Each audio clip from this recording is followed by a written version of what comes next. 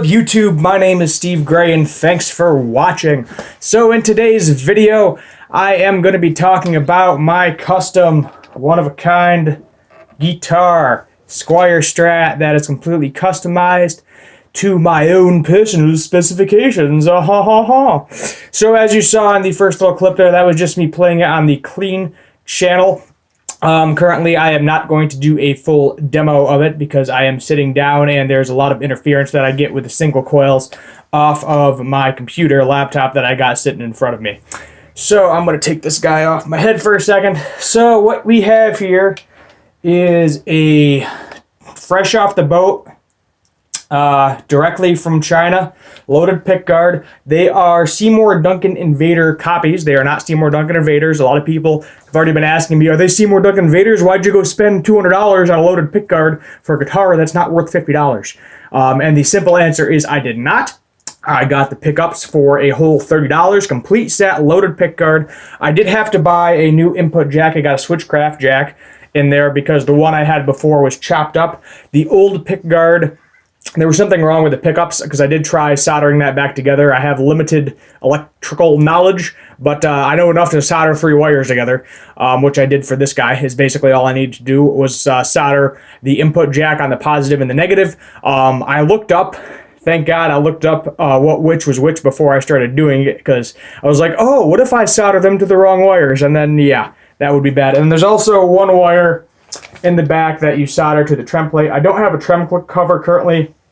May or may not buy one.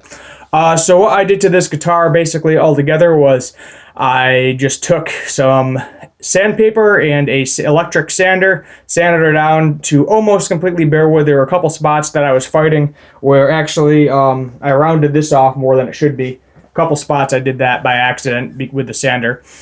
So then I threw primer on it. I did a layer of white, and I was like, you know what? I think I want to do something funky with this. So I taped it off after the white, spray painted orange. Unfortunately, did not realize, if you see some of the crackling here on the edge, there were 2 different types of spray paint. I think one was latex based and one was like plastic based or something. So you can't mix and match them. I did not know that. I didn't know what type they were. I just found them in an old bin full of spray paint, and it gave me that terrible crackle effect. And the worst spot was this guy right here. And then I was like, okay, maybe I will just throw some green paint on top of it and maybe made it look better. And some parts, yes, I think some parts it went pretty well. Other parts, not so much, like the back of this. This spot got really messed up because my fingers touched it when I was grabbing it. So I tried to do another layer of orange on top of it because I was out of green. And I ended up with another mess. But first project guitar, so you live and learn. I didn't 100% like the paint job. As I said, there was a lot of big, blobby, disgusting parts, which is why I took some just sandpaper to it and decided to kind of give it this relic-y look. This was more of a test spot. I actually did this with a screwdriver down to bare wood. I didn't clear coat that, so that's just the bare wood flopping out. Setup-wise was a pain in the ass. I didn't realize how high the action was. More past the 12th fret than anything. So what I actually ended up doing is I popped the neck off, just did a piece of like construction paper, folded it up a few times, shoved it on here, and that is called a shim. Typically you can go to like StewMac if you want to do it the correct way, but the pieces are kind of pricey, and for a guitar in this range, I'm not doing that. I'm not friggin' paying $20 for a friggin' piece of wood this freaking thin. Yes, and plus I don't know the degree to which it is, so you got to end up buying like 5 or 6 of them to figure out which degree is perfect for you. When you can just shove, as long as it's an inexpensive guitar, you just shove cheap piece of paper in there, no problem right there. That whole binder cost me a whole 50 cents or something like that. It wasn't even that expensive. Something to know if you do want to do this project, I did not upgrade the tuner. Some people might want to do that. Setting it up afterwards is kind of a pain because you have to make sure the trem is in the correct spot. You want it a little bit lifted off the bridge, but not completely.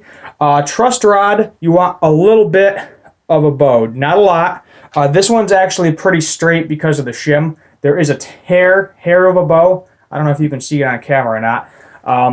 But I had it way too tight because I kept tightening it, kept going back and forth. Did pretty much every little thing I could think of, And then I looked up, I was like, you know what, maybe it needs a neck shim, and that was the case. Now my action past the 12th fret is not like super, super low, but it's low enough where it's not hurting my fingers when I'm playing it. Which obviously is what I need it for, because I am going to be using this in a band most likely when we start playing out. A lot of people, I get a lot of comments on this already. Some people are saying it's ugly, some people say they love it. But the major one is make the pickguard a solid color, either solid black or solid white, preferably an aged white. And what I might do is, since I still have the old pickguard, this actually is only routed for a single pickup in the old pickguard. I might just cut into that old pickguard, put the old pickguard back on it. Might look a little bit better with the new pickups. And it's, if I feel like doing that, but then I got to rip apart everything, unscrew everything, and it might just be a pain in the ass. And honestly, I'm probably just going to leave it for right now. Maybe I'll paint it. As I said, maybe I'll get some get some, probably some white. I would mix it up. Maybe put a few drops of like yellow food coloring in it, so that way it gets kind of that aged, beat up yellow. But if you look at the rest of the guitar, I mean, it's pretty white, clean white. The only spots is right here. You can see the original paint is kind of that aged white. And if you look in the control cavity, which obviously I'm not going to pull apart, but if you look where the trem is, that is the original color of the guitar. I think it was technically Arctic white before I painted it, but now who knows? Will I sell this guy? Maybe, for the right price, but honestly, it was my first project guitar, my first baby. Price-wise, I have close to nothing in it, and the reason I say that is because I got the guitar for free. It was a gift. It was a beat-up, crappy guitar. It was actually my brother's friend. His friend gave it to my brother, and my brother couldn't do anything with it because the electronics were shot, so he gave it to me. And I could have gone, just throw the pickguard in it and be happy with it, but because I got it for free, I figure why not try something different. The body was really beat up. There was actually a few chunks out of it. I don't know if you can see it on the fretboard. If you look where my finger is right there, providing the camera is focused, somebody shot it with a blow dart gun. So there's a hole in the fretboard there that I may or may not fill, but it's all part of the story, all part of the road worn look. Maybe I'll paint the entire guitar again at some point, because I don't really want to take apart the pickguard, and honestly, it's probably easier for me to just pop the neck off one more time, pop the pickguard out, and go from there. Oh yeah, two other things I want to mention before I end this video is the screws for this, the screws for the pickup, not the single coils, the humbucker, were too big, and basically what I did is I put a little chalk. It was some sort of like drawer's chalk on it, on the end of the screw. And what I ended up doing, oh, my computer's dying. Don't do it. Yep, shut off, whatever. What I ended up doing there is I took a screw, like a drill basically, that was the bigger bit, drilled down a little bit, and now it fits in there pretty snug. I didn't do like a fancy routing or anything. I just pretty much drilled out a bigger hole where the screws were supposed to sink into, which is something to think about if you're doing that too. Also, which is really stupid, is they make the holes for these similar to the Mexican and American guards, not the square guards. And if you're buying a $1,000 guitar, $500,000 guitar, why would you take a $30 pickguard and put it in it? But I actually had to get a few more screws. I think the square pickguards, I believe, only have 8. They have 10 screws in the entire body, including the input jack.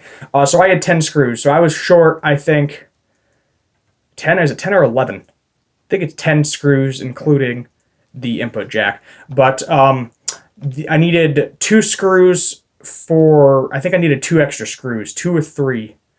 Was it 3? It was 3 extra screws. That's what it was altogether. I needed 3 extra screws. I was short 3 screws because I guess the Squires have 3 less screws than the American for whatever reason. And all the holes did not line up. I think this one lined up. These 2 lined up down here. A couple of them did line up for the most part, or went in at a slightly awkward angle.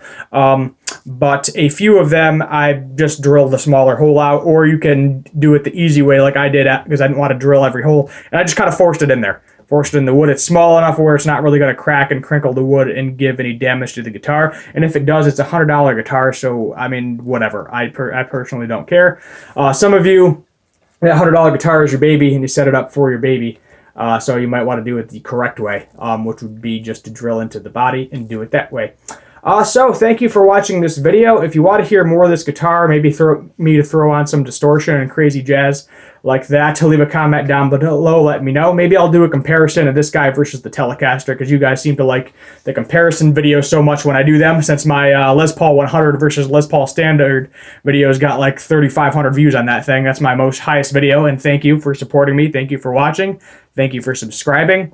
My name is Steve Gray, and as always, have a good one.